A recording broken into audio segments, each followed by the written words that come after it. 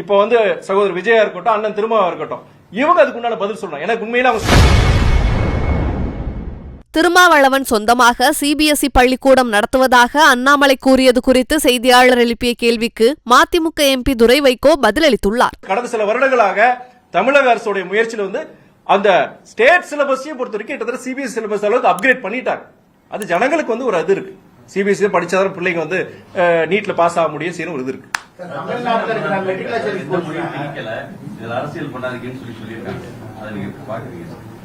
எந்த மொழியும் அதுதான் நான் சகோதரர் நான் சொன்ன பதில் சொல்லியிருந்தேன். அதாவது வந்து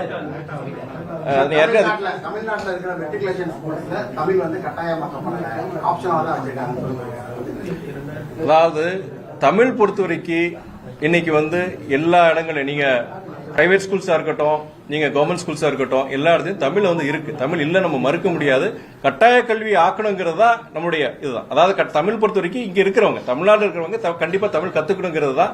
அது சில ஸ்கூல்ஸ் வந்து பிரைவேட் ஸ்கூல்ஸ் அது பண்ணலன்னா கண்டிப்பா அது வந்து அதை அரசாங்கம் வந்து கூடுதல் அதை விதிகள் கொண்டு வந்து அதை கொண்டு இம்ப்ளிமெண்ட் பண்றதுக்கு முயற்சி கண்டிப்பா எடுக்கணும். அது மறுக்கிறது கிடையாது.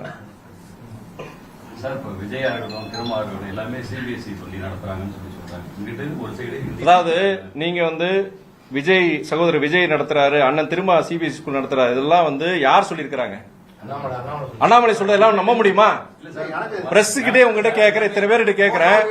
அதாவது அது தரவுகளோட கொடுக்கட்டும். அது அதை சம்பந்தப்பட்ட நபர் இப்ப வந்து சகோதரர் விஜயா இருக்கட்டும், அண்ணன் திருமாவா இருக்கட்டும், இவங்க அதுக்கு உண்டான பதில் சொல்லணும். எனக்கு உண்மையில அவங்க ஸ்கூல் நடத்துறாங்கன்னு தெரியாது. அண்ணாமலை சொல்றதை வச்சுக்கிட்டு நான் அதுக்கு உண்டான பதில் நாங்க கொடுக்க முடியாது. யாரு நான் நடத்துறேன்னு சொல்லியிருக்காரா?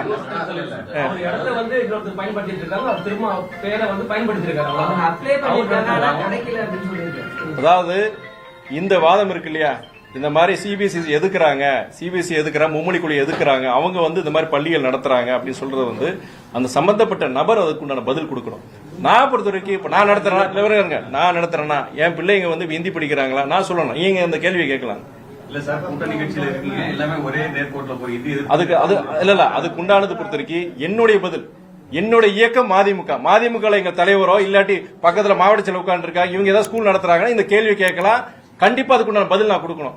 பிற இயக்கங்கள் பொறுத்த வரைக்கும் நீங்க பத்திரிகையாளர் பொறுத்த வரைக்கும் நீங்க அவங்க கிட்ட கேட்டு அவங்களுக்கு உண்டான விளக்கத்தை அவங்க தான் கொடுக்கணும். செய்திகளை உள்ளது உள்ளபடி தெரிந்து கொள்ள ரெஃப்ளெக்ட் நியூஸை சப்ஸ்கிரைப் பண்ணுங்க.